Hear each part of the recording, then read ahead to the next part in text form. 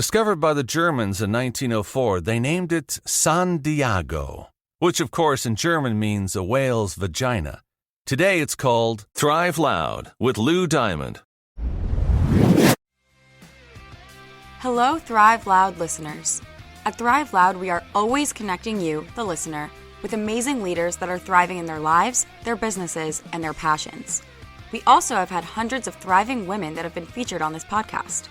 Continuing this important effort, Thrive Loud with Lou Diamond, Success.com, and Clubhouse have joined together to create a special series called Elevating the Brilliant Minds of Women. You'll get a chance to learn about these incredible initiatives of women across the globe, hear about how they are thriving, and how you can connect with them today. Enjoy this amazing conversation, and after the episode, learn more about this powerful initiative. Get ready to thrive loud with Lou Diamond. Welcome, everyone, to another episode of Thrive Loud with Lou Diamond, connecting you to the most inspiring and amazing people that are thriving each and every day. I'm your host, Lou Diamond. Today on Thrive Loud, we have a mental health advocate, life strategist, speaker, memory healing hypnotherapist, and soon-to-be author this May 2021. She is all about confidence, clarity, and courage. And she is also part of our continuing series we are doing about elevating the brilliant minds of women, proving the impossible is possible. Thrive Loud listeners, Marisela Abasta. Marisela, how are you today? I am fantastic, Lou. Thank you so much for having me. Marisela, you, like some other folks we have featured, were in our lovely little Clubhouse room, and on a day that I was saying, hey, there are all these incredible, amazing women, and we need to elevate them and let them, their voice be heard by others. I want to understand a little bit about your voice and this work that you do.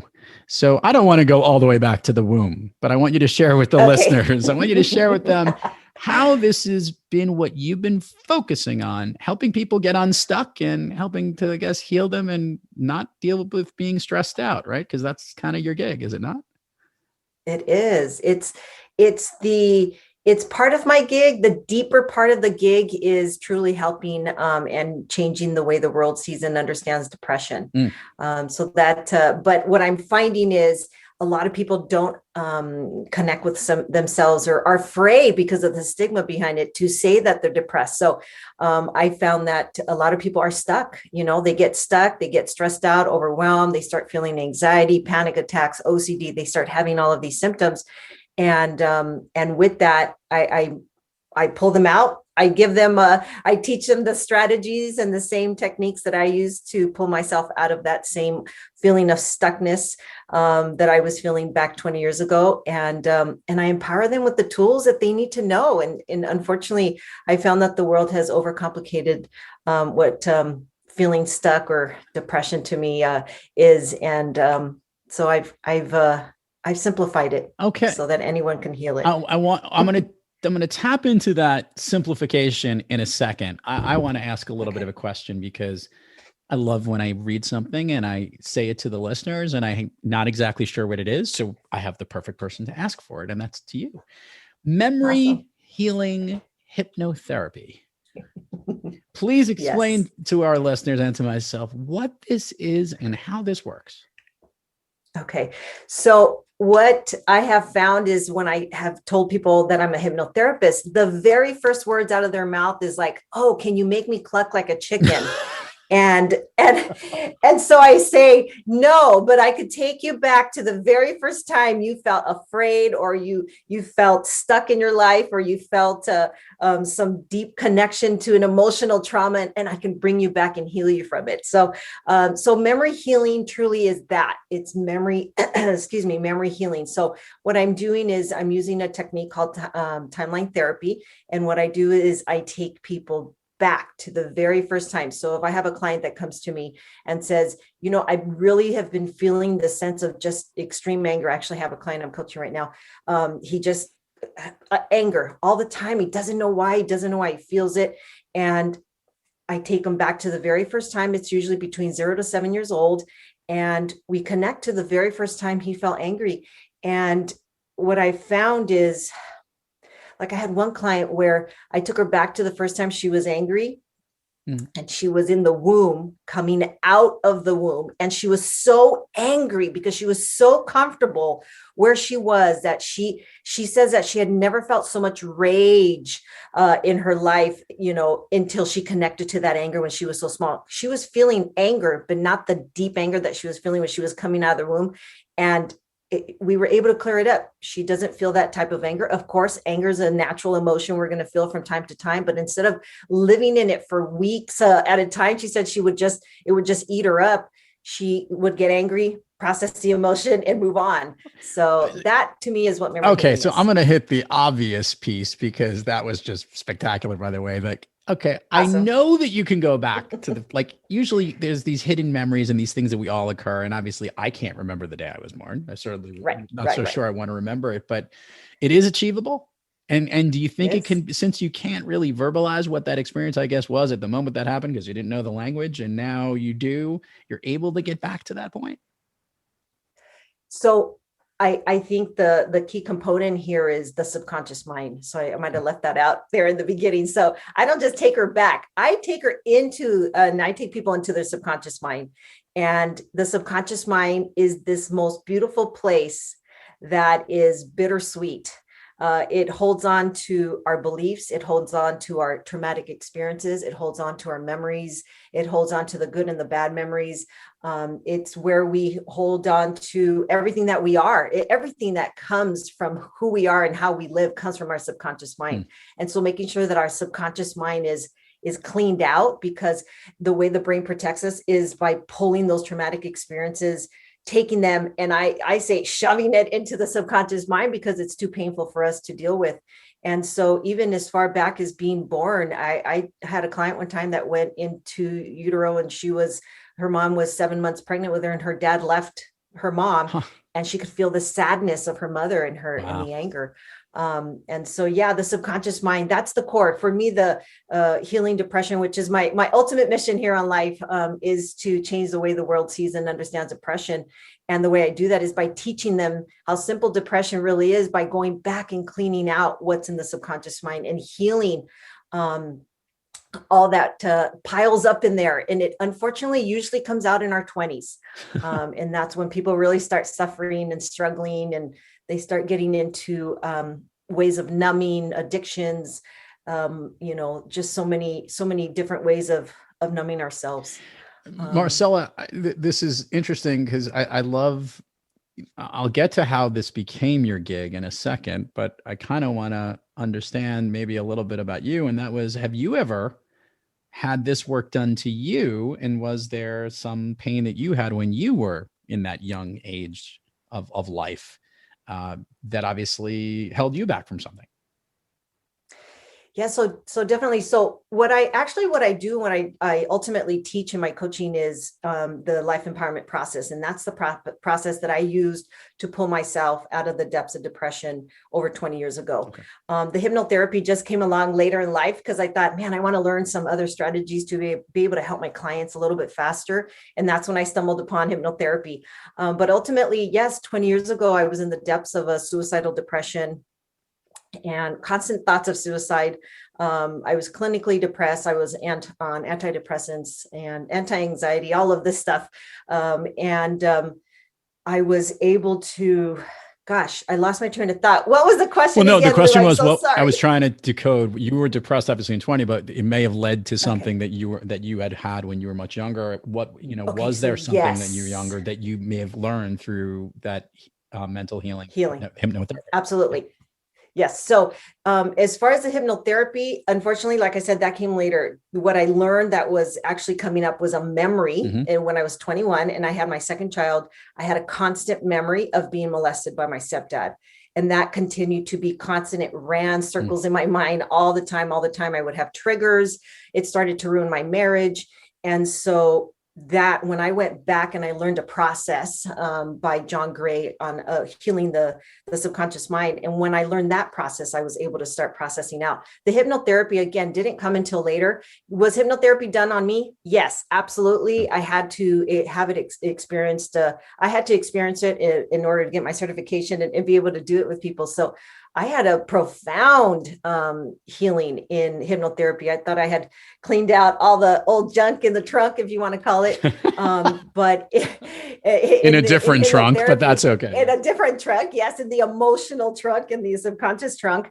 But I had a profound experience with the hypnotherapy, and I had never felt the love of my mom. I grew up in a home with constant stress, violence. My mom did the best she could, raised a single mom, raised 4 kids on her own. But she did have boyfriends that were violent, alcoholic violence. And so daily we had something, she was, either being abused or she was abusing us. And so I never felt my mother's love. And so in hypnotherapy, the hypnotherapist took me back to, and I can't remember what emotion I was trying to clear up, but it wasn't maybe it was of not feeling loved. Anyways, in my mother's womb, I think I was about 4 months. My mom was about 4 months pregnant with me. And I could feel my body physically feeling my mother's love. And it's going to make me cry, but I could physically feel inside of the womb. And I wish you could see me. I'm crunching up like in a fetal position, feel her love. And she loved me so much. And she just, I had never felt it before. It was so profound. And I came out of that feeling so much love and appreciation for my mom, who I actually don't have a relationship with, not because of me, but because she just, she's still abusive, verbally abusive. And when she started affecting my children, I had to, unfortunately take her out. But profound love for my mom at that point. I had never felt, I'm 48, so I had never felt that in 40 years. Well, first of all, thank you for sharing that. And I know that's never easy to approach. We always want to make people feel good about their thriving, but I think it's great because here you are, you're on a mission to stop suicides around the world. Yes. And really help people understand what depression is, because obviously this is something that was close to you personally. And then that's a challenge within that. I want to ask this question because it's got to be hard. I've always want to understand this, to help people who are going through that mental anguish and that mental pain. And for you to be in that role of knowing where they can see the benefit of coming through it and helping them with that. Explain maybe that feeling you have, or that frustration, maybe almost when they're going through that process of moving through that stages, and how you feel or how they feel when you're able to help someone. Well, when I get clients, and I've been doing this for 10 years, the hypnotherapy, I've only been doing the last few years. And I as much as I enjoy it, I love working with someone that is actually suffering from the depths of depression. I know that sounds horrible, but it excites me because I said, yes, finally, you've come to the right place. Here, let me show you these tools that I used. And it's really simple, and it's going to take work though, but it's really simple. And so for them, I think the number one thing I have to give them is hope, because I was there. I was in that depths of depression where, they say right before somebody commits suicide, they feel this split second of regret because they really don't want to die. And this day where I found this book that changed my life, I thought I had killed myself. I couldn't move and I thought I had killed myself. So I felt that deepest part of regret. And so when I get somebody, I actually, in all fairness, I do not work with somebody that is in the depths of suicidal, like they want to kill themselves. I pass them on to a mental health specialist, because at that point, it's a little bit harder. I feel like I could pull them out, but to me, I feel like they would be safer in talking with someone. But when they're in the depths of the depression, I know the number one thing I have to give them is hope. And the hope is that this is what changed for me was I wasn't crazy. I was normal. What I was experiencing was because of my traumas of my childhood. And it was normal for me to get to a point where I was depressed. And 2, I have to let them know that they have the power to heal it, and that there is hope. of healing it, because we're told there's no cure. This is what I was told. There's no cure. You're going to live like this for the rest of your life. Here, take these pills. They'll make you feel better. And they never made me feel better. So actually they made me more crazy. Oh my gosh, I could tell you some stories, but anyway, that's another podcast. That's a whole other podcast. But sometimes it does help people. And so I do have, some clients that have been on medication and does help them. But so for me, when I get them, I have to give them the hope that it is curable and it is possible, and to let them know that they're normal. Yeah. Marisela, you have a book coming out. Share with the listeners what that book is and what its key message is about. My book. I have been writing this book for 10 years. I mean, it has been in me for 20 some odd years, but I decided that on January 1st, this last year, this COVID year has been quite challenging. And something happened in me that on January 1st, actually it happened a few weeks before January, but I hired a writing coach, and I said, I'm going to write this book this year. Because this message needs to get out. And honestly, because I want to share it with the world. I want to get on more platforms. I want to share it with more people. I want the world to know that depression is curable. And this book is a how-to book, and it is truly how to heal depression. And it shares my story, how I healed it. And it teaches the people the 7 steps, the 7-step process, which is the life empowerment process. And I teach it to them in the book. So it's a how-to book. Okay, good. Yeah. Let's do that. Let's go through the admin part of the show. I love it. Actually, no, wait. Okay. Tell me. I don't want to go through the admin part of the show yet. Hold that thought. Okay. I want to ask one more question. Love it. Let's do it. That question is the following. I love asking guests on this program this question. And this is going to be interesting because I love dealing with people who understand how to deal with this stuff better than I do. We are thriving on most days. And I'm sure when you're helping all these people and the work that you do, you're probably just killer at it and so good and appreciative because you're literally following your passion each day to help people. Marisela, I love asking guests on the program this question. We all have days when we're not quite kicking on all cylinders. You're usually thriving.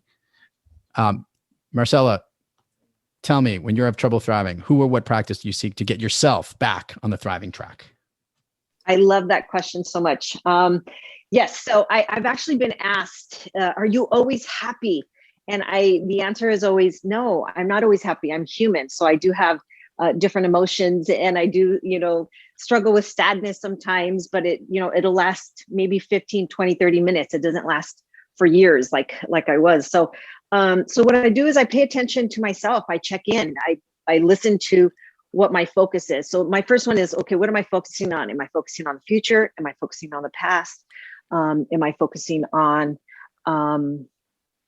what I don't have, what I need? What is it that I'm focusing on? And so that's really important for me to pay attention to.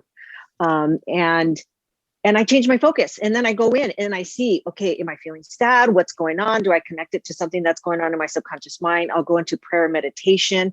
And I'll connect with God, and I'll ask God, okay, what is this? Is this something from the past? Is this something that's going on now? A second thing too is my physiology. Like, how am I sitting? Am I slouched over, feeling depressed? Because there is a stance for depression. And if you see anybody that's depressed, you can see their shoulders are forward, their kind of head is down. And so I check in and see, okay, what am I feeling? I'll get up, I'll walk around, I'll do I have a rebounder, I'll jump on the rebounder. I'll try to just pull myself out of the state that I'm in. But my first go-to is always connecting it to, okay, what am I feeling? What's the emotion going on right now? Okay, I'm feeling sad. What am I feeling sad about? And then I'll process that. So that's the first thing. Yeah, definitely. I like it. Marisela, now let's do the admin part of the show. Okay. If you could. Yeah. Share with the listeners all the places people can find you, social media, any websites, maybe dates that the book will be coming, and all that. We'll put it in the show notes, but it gets way more engagement when they hear it from you. Okay. I love that. Yes. So you could definitely connect with me. My 2 favorite places right now are Instagram and Clubhouse. I'm hosting rooms in Clubhouse, and I have my own room in Clubhouse that I'm going to be doing, but I'm on all social medias. I have a YouTube channel. MariselaAbasta.com is my website. At the top of the page, I do have a free resource on how to de-stress the mind. Because if you have a clear and focused mind, then you're able to fix whatever else needs to be fixed, or, heal whatever else needs to be healed. And so MariselaAbasta.com is definitely a good resource. If you have questions, you could DM me on Instagram is probably the best way. Also I have my Life Empowerment Academy is going to be opening doors soon. I only open doors a few times a year. And so if you DM me, I can give you some more information, or feel free to go to my resource and you could connect with me that way. And you'll know when the Life Empowerment Academy is open. So the book, yes, I'm working on the book. Sometimes we tend to put deadlines that are unrealistic. And once I put that deadline, I realized in getting with the coach and all, and the publishing process and how it all works, I don't know if I'm going to hit that May deadline, not because of me, but because of how the whole process works. So I don't have the title of the book yet, but it is going to be something, around healing depression. And so, yeah. Well, when it comes out, we'll make sure that everybody knows where it's out. How about that? Love it. I love that. Yes, I love that. Thank you so much. Okay. Marisela, permission to go down Fun Street with me. Ooh, I love Fun Street. Let's do it. Yes. Can you share with the listeners your all-time favorite movie? Gosh, my all-time favorite original since I was young, I would say it would be Grease. I love to dance. I know I think I saw that movie when I was like, I don't know, 8 or something. I'm showing my age now, but the most inappropriate movie if you ever go back and listen to the actual verbiage. But I would say my all-time favorite. But right now I'm a big Avengers fan. I know it's strange, but I geek out when it comes to Avengers. My kids love it. I grew up on all Avengers. And so yeah, I think Grease and probably Avengers, but well, that is definitely range, by the way. Yes, it is. I would just ask this question: when you were growing up, which of the Grease characters did you see yourself as? Gosh. Were you like a Sandy person? Were you more of a Rizzo person? Well, I love Sandy, and my favorite part of the movie is when she throws her cigarette down and drops it, and at the end, and she, smashes it, and that was, I could totally see myself doing that. You're the good girl gone bad. That's all we needed to know. Oh my gosh. Yes, maybe. That's it. Maybe. That's a childhood memory. We need to hypnotize you and go back to that stage to learn really what you were like. Okay. We're going to do the speed round of Fun Street, Marisela, and you're familiar with the program, so you know how this goes. So our listeners are going to enjoy this. Awesome. I want you to reply with the first thing that comes to your mind. These are things that make you feel good, that lift you up, that motivate you, that make you thrive. You ready? Okay, let's do it. Favorite song that you love to hear or that pumps you up? Oh my gosh. I actually heard it before I got on here to get myself going is Happy by Pharrell. I like that song. That's it. Yeah. A favorite food that's not a dessert. Favorite food that's not a dessert. Right now I'm big on Greek food or Mediterranean food. I don't know. I love the pita. I love the hummus, and just so many of them. Too many to choose from. Okay. A favorite dessert. This is really bad because we're a non-dairy family. But every once in a while, I love my Rocky Road ice cream with extra almonds. All right. An activity you wish you did more of? Gosh, in my business, my brain went everywhere. My business and my family, like what? I don't even know. So my first thought when you said that was an activity that I wish I could do more of. I would say this, sharing my message with the world. I mean, this last year was so difficult that I didn't get to go out and share it with people as much as I used to. And so yeah, I would say that. Marisela, an activity you wish you did less of? Laundry. Sorry, Marisela, if I could snap, that's a perfect one. And if I could snap my fingers and you can go anywhere in the world, Marisela, where are you? I haven't been there yet, but I'm going to. Greece, sitting on the beach, looking at the clear, beautiful water and looking back. And I just love the blue tops of the houses of Greece for some reason. But that's probably, I'm a beach person. I live by the coast here in San Diego. So yeah, I'm a beach person. Marisela Abasta, truly a pleasure to have you come on the program here. We're going to share all the notes where everybody can find you. Thank you for coming on Thrive Loud. Thank you so much for having me. This was an absolute amazing pleasure for me. So thank you so much, Lou.